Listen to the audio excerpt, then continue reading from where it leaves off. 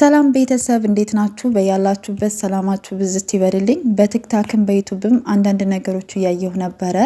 ደስ ካለኝ ነገር ልጀምርላችሁ። ብሩኬ ቤት ገዝቶ ለእናቱ ሰርፕራይዝ ስላደረጋት ስላሳረፋት ምኞቱ ስለተሳካለት በጣም ደስ ብሎኛል። ለእናት ከዚህ በላይም ይገባታል መሆንም ያለበት ነገር ስለሆነ ማለት ነው። እና ከፈጣሪ በታች ደግሞ ከዚህ ስኬት በስተጀርባ ደግሞ ጠንካራ ሴት አለች፣ ብርቱ ሴት አለች፣ የስራ ሴት አለች።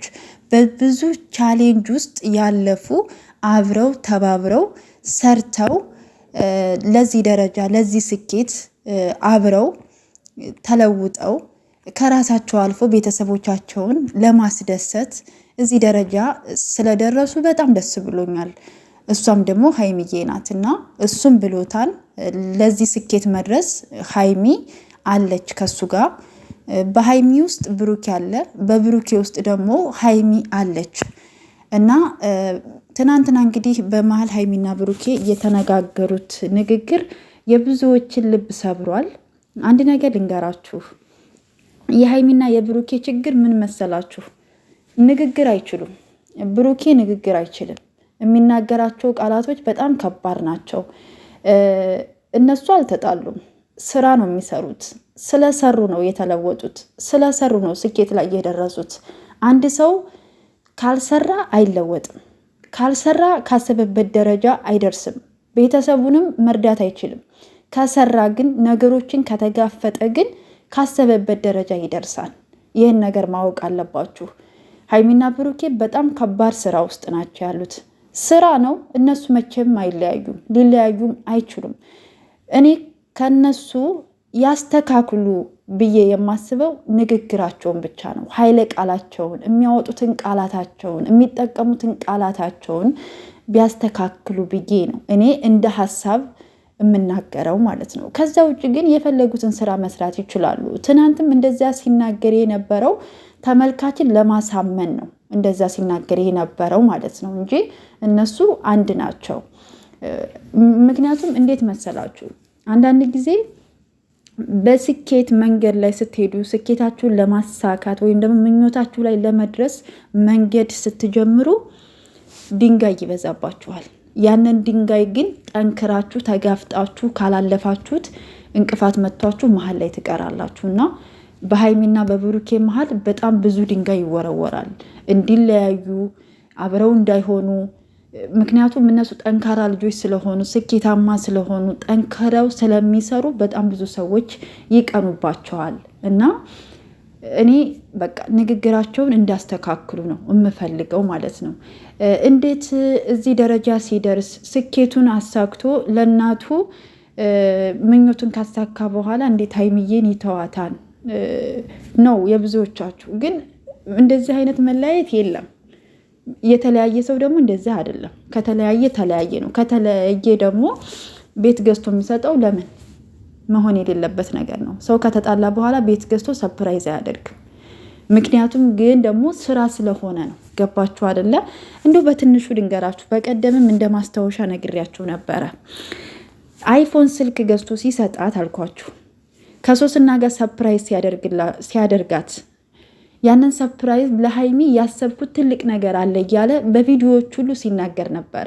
መልሳ ይቅርታ ካላት በኋላ ፕራንክ ነው ካላት በኋላ ሀይሚ መልሳ ብሩኬን ፕራንክ ስታደርገው ፍፄን አፈቀርኩ ብላ ፕራንክ ስታደርገው ለሀይሚ በጣም ትልቅ ስጦታ አለኝ እያለ ያሰብኩት ነገር አለኝ እያለ ሲናገር ነበረ። በዛ ሰዓት ግን ተጣልተው ነበረ። ገባችሁ አይደለ?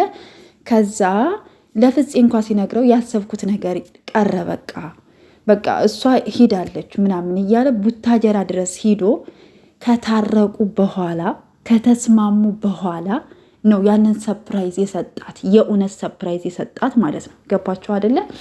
ግን ይሄን ደግሞ ምን ለማድረግ እንደፈለጉ፣ ስራውን በምን አይነት መንገድ ማስኬድ እንደፈለጉ የምናውቀው ነገር የለም። ዛሬም አብረው ይመጣሉ፣ ነገም አብረው ይመጣሉ፣ እናያቸዋለን። ስለዚህ ምን ልላችሁ ፈልጌ ነው፣ በእርግጥ እናንተ ባያችሁን ልክ ሊሆን ይችላል የምትናገሩት፣ ግን እስኪ እስከ መጨረሻው ድረስ መጨረሻውን አይተን ለመናገርም ለመፍረድም እና ደግሞ እነሱ እንዲለያዩ ካልፈለጋችሁ በሁለታቸው መካከል ክፍተት እንዲፈጠር ካልፈለጋችሁ ሁለቱንም የሚያስታርቅ የሚያስማማ ነገር ብትናገሩ እኔ መልካም ነው ብዬ አስባለሁ። እንዲህ መለያየት ወይም ደግሞ ተለያየን ተብሎ በእንደዚህ አይነት መንገድ ስላላደለም ማለት ነው መሆንም ስለሌለበት ማለት ነው። እውነቱን ስነግራችሁ እውነት ቢሆን ይሄ ነገር እንኳን ተለያይተው ቢሆን ኑሮ ሀይሚ ብሩኬ የሰጣትን ቤት እሺ ብላ ተቀብላ ስጦታ ነው ብላ የምትቀበል ልጅ አይደለችም በነገራችን ላይ። ምክንያቱም በጣም ከባድ ነገር ስለሆነ ማለት ነው። እና እሷም ተናግራለች እኔ አብሬ ካልኖርኩኝ ቤቱ እኔ አልፈልገውም ብላለች። እና ግን የሆነ ነገር ስላለ እስከ መጨረሻው ግን በነገራችን ላይ ከዚህ በኋላ ያለው ስራ ራሱ በጣም ከባድ ነው። ከዚህ በኋላ አብረው ይመጣሉ ግን ከባድ ስራ ነው የሚሆነው። ገና የሀብሉ ጉዳይ አለ። ገና ልጅቷ ደግሞ ለሀይሚ ቤት ገዛለት እንዴት ለሷ ይገዛል ለልጁ ማሰብ የለበትም ወይ እያለች እየተንጨረጨረች ነው። ገና ብዙ ብዙ ነገሮች አሉ። ስለዚህ እኛ ለመፍረድ ባንቸኩል እና እስከ መጨረሻው ብናያቸው መልካም ነው ብዬ አስባለሁኝ። ውድ ቤተሰቦቼ ብቻ ከባድ ነው። ግን ደግሞ አንዳንድ ሰዎች ደግሞ ያሳቃችሁኝ ነገር አለና ሀይሚ ምሰራውን ምን እያደረገችው ነው? ብሩኬ ብቻ ነው እንደዚህ እንትን የሚለው እያላችሁ ደግሞ ስለ ሀይሚ ገንዘብ አሳብ የያዛችሁ ሰዎች አላችሁ። ሀሳብ አይግባችሁ ስለማይመለከታችሁ። እሷ ምን ማድረግ እንዳለባት እንዴት አድርጋ የራሷን አላማና የራሷን ስኬት እንዴት ማስኬድ እንዳለባት ራሷ ናት የምታውቀው። ሁላችንም የየራሳችን የሆነ አላማ ወይም ደግሞ የምንፈልገው ስኬት ላይ የምንደርስበት ይለያያል። ስለዚህ እሷ ደግሞ የራሷ ነገር አላት። ስለዚህ እሱን ነገር ደግሞ እናንተ በተስፋ ጠብቁ ነው የሚባለው አይደለ? ምን ማድረግ እንዳለባት ወደፊት ታዋታላችሁ ማለት ነውና እንደው ባካችሁ አንዳንድ ጊዜ ለሰዎች መልካም ነገር ለማድረግ እንሞክር ማለት ፈልጋለሁ።